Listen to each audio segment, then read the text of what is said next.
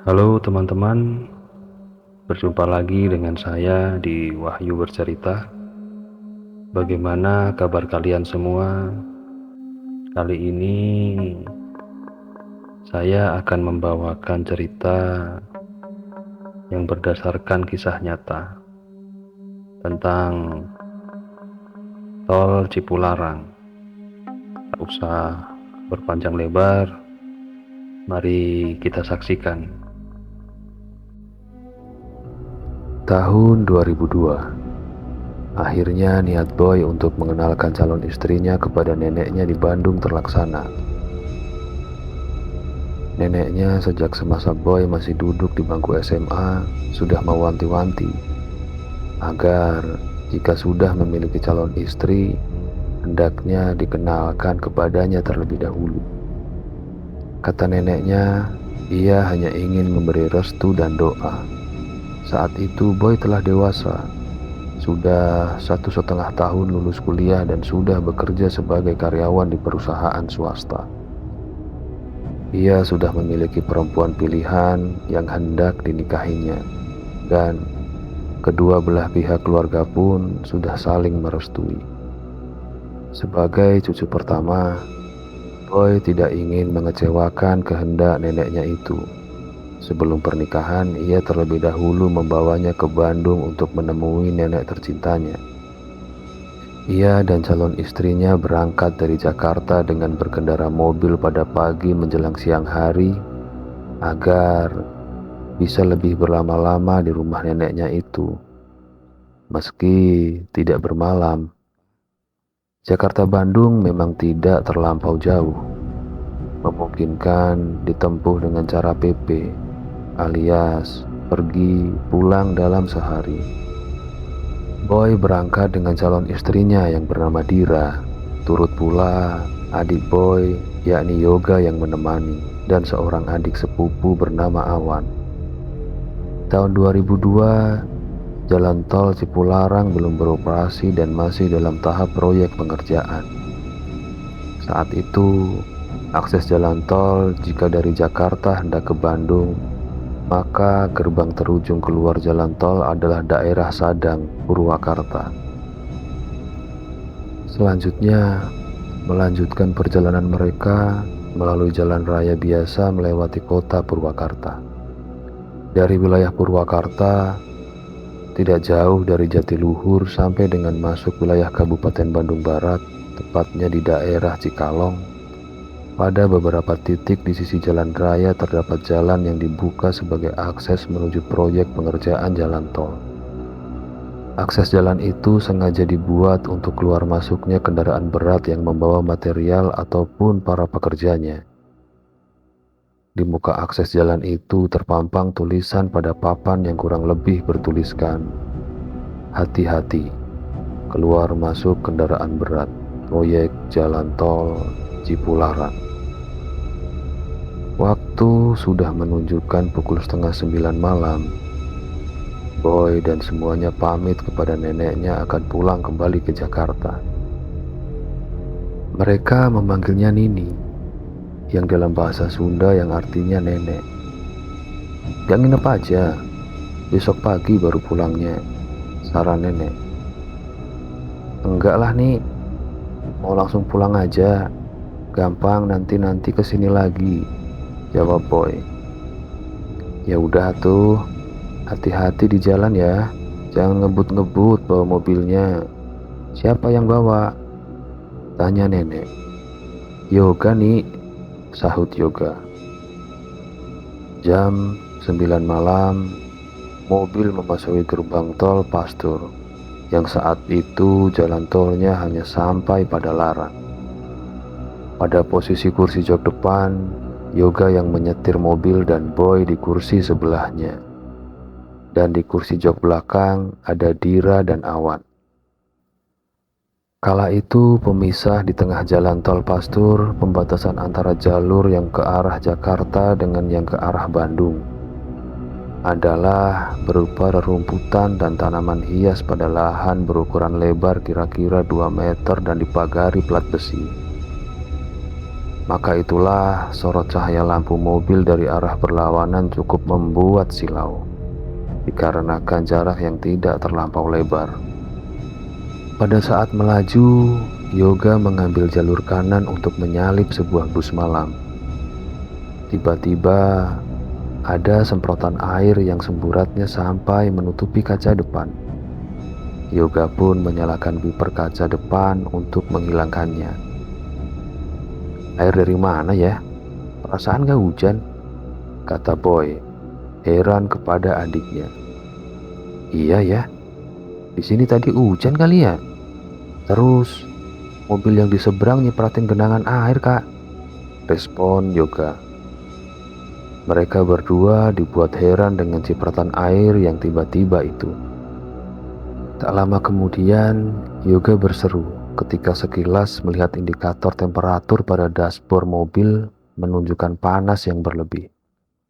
"Wah, mesin overheat." Untung saja mereka sudah tidak jauh dari gerbang keluar tol. Mereka pun segera mencari stasiun pengisian bensin mobil atau pom bensin yang terdekat dari gerbang keluar tol. Sesampainya di pom bensin, mereka segera membuka kap mesin. Terlihat asap mulai sedikit mengebul dari bagian depan, yakni radiatornya. Kemudian mereka membuka katup penutupnya. Ternyata airnya nyaris kering. "Ini dia cipratan air tadi pas di tol. Dari radiator rupanya," kata Yoga menyimpulkan masalah mobilnya.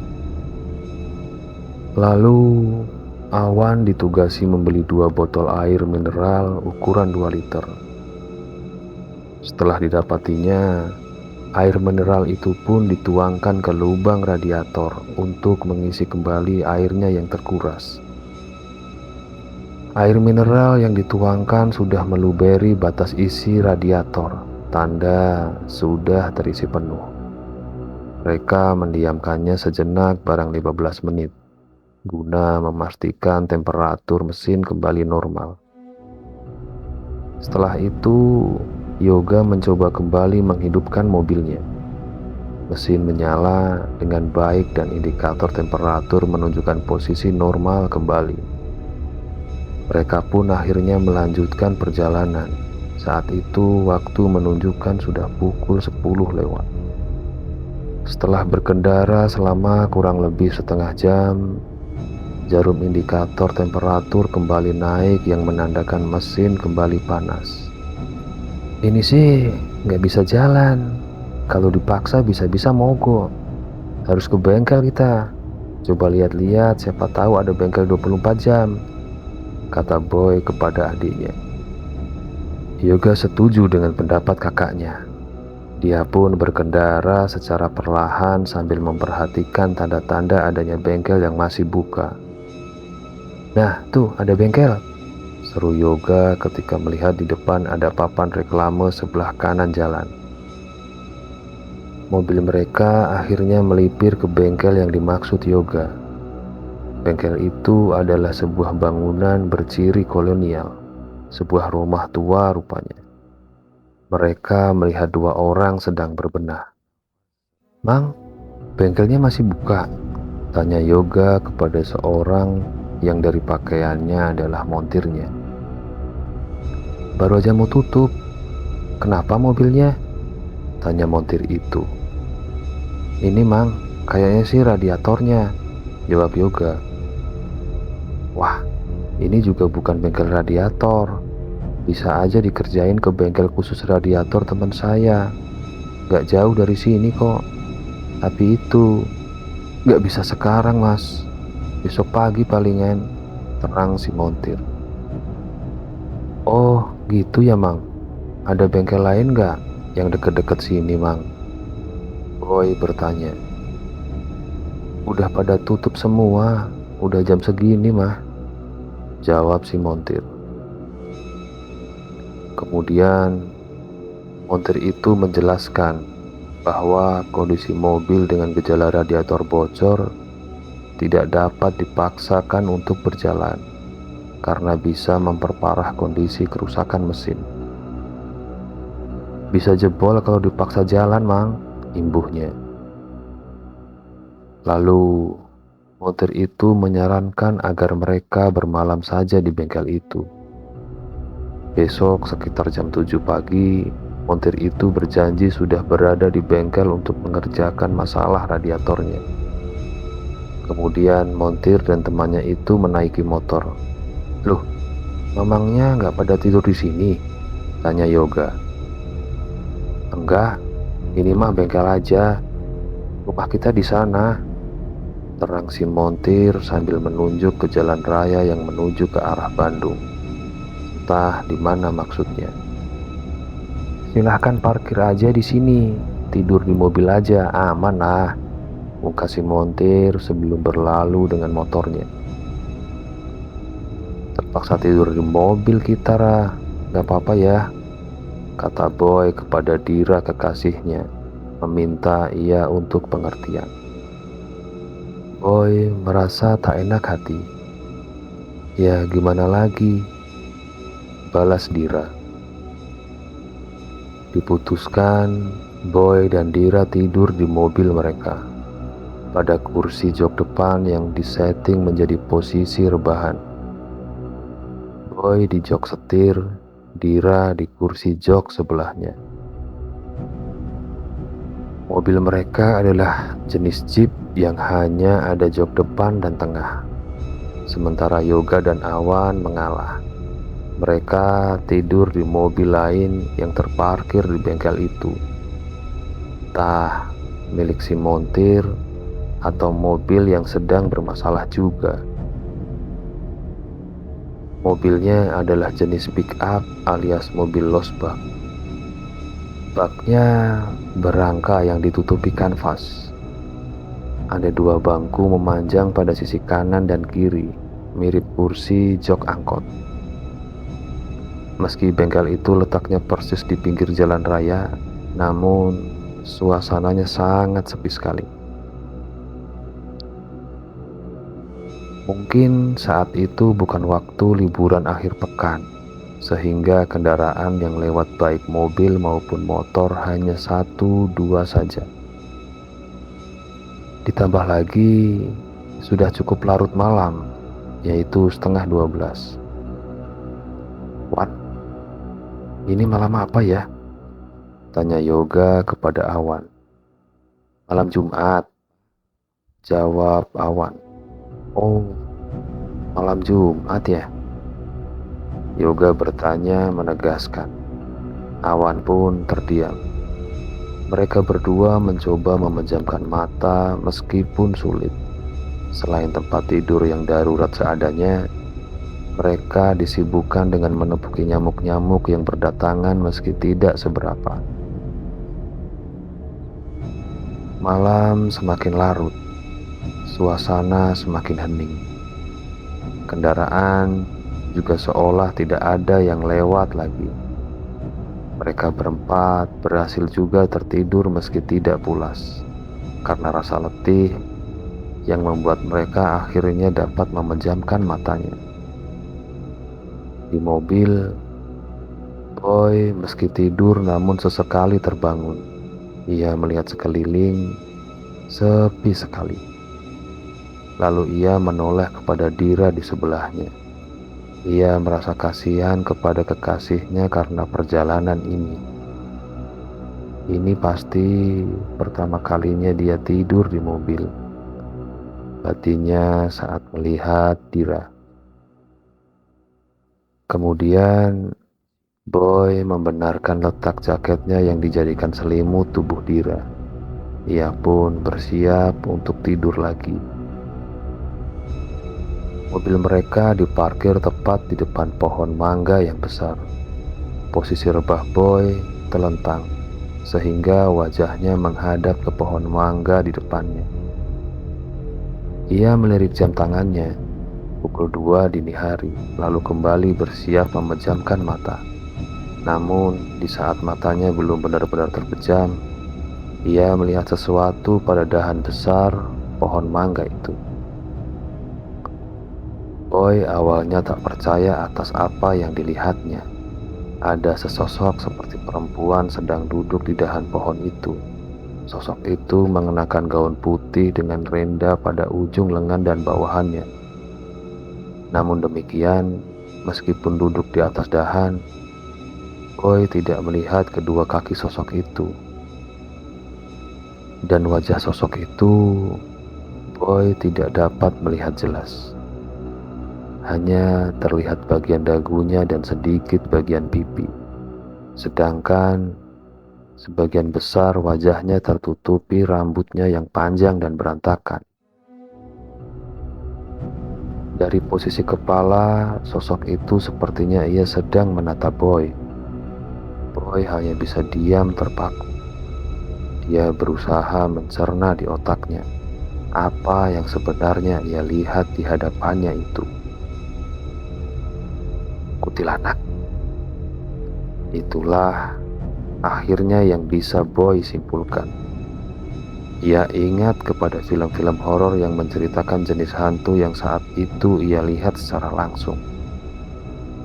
Saat akhirnya Boy dapat mencerna sosok apa yang ia lihat, tiba-tiba rasa takut mulai menderanya. Tubuhnya gemetaran, jantungnya berdebar.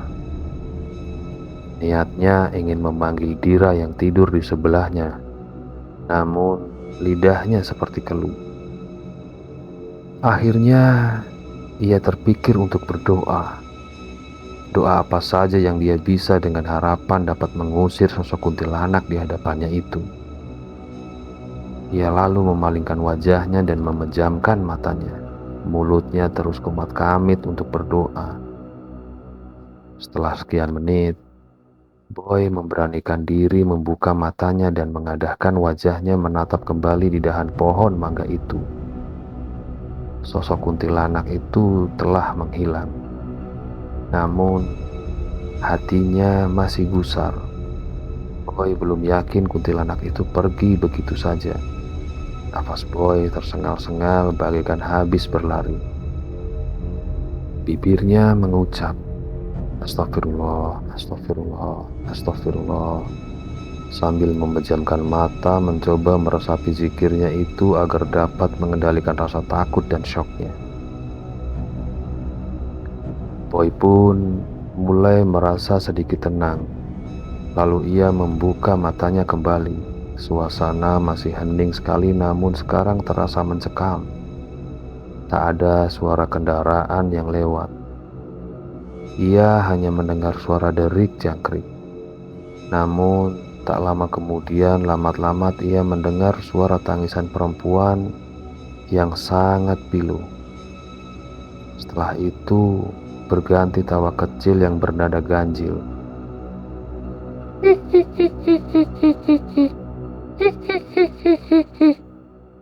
Suara itu terdengar jauh tapi dekat sekali di telinganya. Tubuhnya kembali gemetaran. Rasa takut menyerang kembali. Namun demikian, Boy berusaha melawan rasa takutnya itu dengan berdoa sebisanya. Terus berdoa sambil diselingi dengan istighfar. Di sisi lain, Yoga dan Awan sudah cukup pulas tidur di tempat yang ala kadarnya itu. Awalnya memang direpotkan oleh nyamuk, namun lama-kelamaan mereka kebal juga. Lagi pula hawanya cukup sejuk, tidak gerah sehingga mereka merasakan nyaman. Namun, tidur Awan terusik oleh satu bunyi geraman.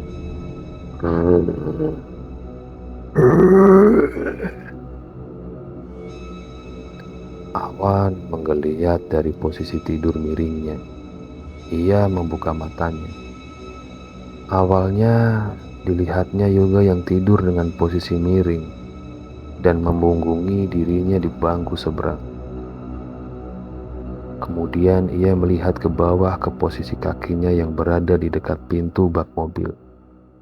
Awan terkejut dengan satu penampakan. Samar-samar karena minimnya pencahayaan, ia melihat anjing coklat besar menatap dengan mata garang berkilatnya. Entah itu anjing jenis apa, pastinya besar. dikarenakan anjing itu dapat berdiri bertumpu pada dua kaki belakangnya, sedangkan dua kaki depannya seolah memegangi pinggiran pintu bak mobil. Di sisi sebelahnya, di sisi Yoga tidur, juga ada anjing berwarna hitam pekat, berdiri dengan posisi sama persis dengan anjing yang dihadapinya. Anjing yang satunya itu menatap Yoga.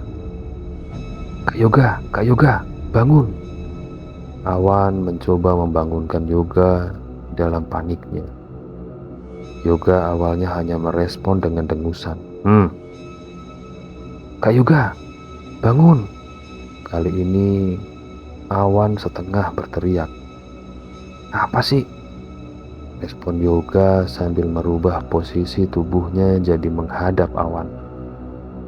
"Itu loh, lihat ke bawah, ada anjing gede banget," gumam Awan. "Anjing?" kata Yoga sambil merubah posisi tidurnya menjadi duduk. "Astagfirullah," respon Yoga saat melihat makhluk yang ada di hadapannya. Kini Yoga dan Awan masing-masing berhadapan dengan anjing. Awan dengan anjing coklat, Yoga dengan anjing hitam pekat. Tubuh kedua anjing itu sama tinggi besarnya. Keduanya mengeluarkan suara geraman yang berat dan menyeringai menampakkan gigi-giginya yang sangat tajam. Yoga dan Awan panik. Mereka saling bertatapan dengan anjing di hadapannya masing-masing, seolah menunggu akan segala kemungkinan, termasuk kedua anjing itu naik bak mobil lalu menerkam mereka. Namun tak disangka, kedua anjing itu menurunkan kaki depannya dari pinggiran bak pintu mobil, kemudian berlalu hilang dari kegelapan. Yang mengherankannya, kedua anjing itu tindak tanduknya bebarengan seolah ada yang memberi komando. Keesokan subuhnya sekitar pukul 4:30, mereka berempat bangun kemudian keluar dari mobil. Keempatnya berjalan ke sekitar dengan maksud mencari masjid atau musola terdekat untuk menunaikan sholat subuh. Sekalian hendak membasuh wajah dengan air, sekedar menyegarkan diri dan juga buang air kecil di kamar mandinya. Tak jauh dari bengkel itu, mereka menemukan musola. Namun anehnya tak ada seorang pun yang sedang sholat di musola itu, atau setidaknya masih melaksanakan doa sehabis sholat. Musola itu benar-benar sepi dan kosong. Padahal lampu di musola itu nyala dengan lampu bohlam kuningnya yang sedikit redup. Mereka merasakan aura yang tidak nyaman, namun tidak berani berkomentar dan semuanya hanya bisa bicara seperlunya. Namun tetap melaksanakan sholat subuh berjamaah di musola itu. Setelah selesai dan kemudian berjalan kembali ke bengkel, barulah Boy membuka suara pertama. "Kamu pada ngerasa ada yang aneh gak sih aura di sini?" Ketiganya menjawab, "Iya." Lalu ketika Boy menanyakan apakah semalam mengalami kejadian mistis, Yoga dan Awan kembali mengiyakan kecuali Dira. Tol Cipularang mulai beroperasi tahun 2005. Sejak saat itu, kebanyakan orang bepergian dari Jakarta ke Bandung dan sebaliknya lebih sering melalui jalan tol ketimbang jalur sebelumnya yang melalui kota Purwakarta. Yoga sejak kemarin sore sudah berada di Bandung. Dia bermalam di rumah neneknya. Hari ini, ia bermaksud menjemput dan membawanya ke Jakarta. Ada acara keluarga besar digelar di Jakarta yang perlu dihadiri nenek. Sebenarnya Nenek di usianya yang sudah sepuh merasa enggan bepergian dengan mobil. Katanya ia suka merasa mabuk kendaraan di jalan. Sering merasa mual, kemudian muntah. Maklumlah, kurang lembur.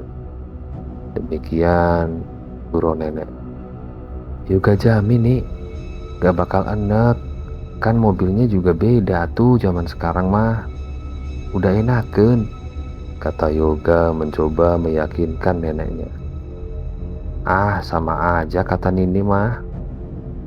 Emang nenek aja yang udah payah, jawab neneknya. Pokoknya kalau Nini enek, mual, mau muntah, Nini bilang aja. Nanti Yoga berhenti dulu istirahat. Balas Yoga mencoba lebih meyakinkan neneknya supaya tenang. Akhirnya jam 8 pagi mereka berangkat menuju Jakarta. Yoga merasa yakin neneknya akan baik-baik saja. Dikarenakan dengan melalui jalan tol Cipularang, maka akan minim kelokan. Menurut Yoga, yang membuat seseorang merasa mabuk apabila berkendara mobil adalah jalan yang berkelok-kelok sebagaimana jalur lama. Jalur jalan biasanya yang melalui kota Purwakarta. Sampai di tol Pastur, situasi masih aman. Sang nenek masih ceria, tidak ada keluhan.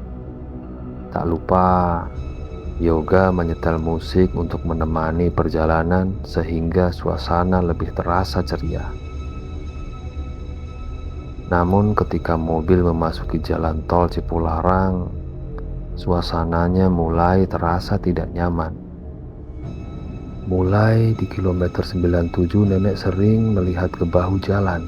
Kemudian dia dengan nada cemas dia berkata ke Yoga, Gak, itu ada orang, tak ada kepalanya. Gak, kok itu ada pocong? Gak, banyak orang bajunya berdarah-darah berdiri di pinggir jalan. Yoga dibuat stres atas kelakuan neneknya itu. Hingga klimaksnya adalah saat nenek berseru, Gak, itu ada yang berdiri ngehalangin. Hei, jangan ikut ke mobil saya, sana keluar, kata nenek gusar sambil menoleh ke kursi belakang.